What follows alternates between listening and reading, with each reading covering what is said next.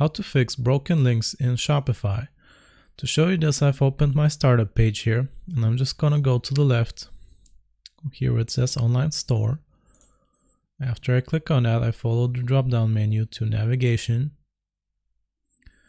and once we're in the navigation page, we're gonna click on main menu here. Okay, here are all our menu items. As you can see, you can add menu items from down here, or you can edit and delete existing ones. For example, maybe my contacts page is broken, so I just go to edit and I choose the proper page where it's supposed to go. You can also search or paste a link to the correct page you want the customer to be redirected to. For example, just type in google.com and it will give me the option to click on this link here.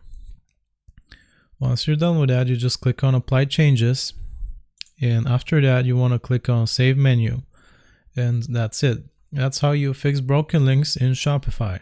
I hope this was useful. Remember to like and sub, and I'll see you next time.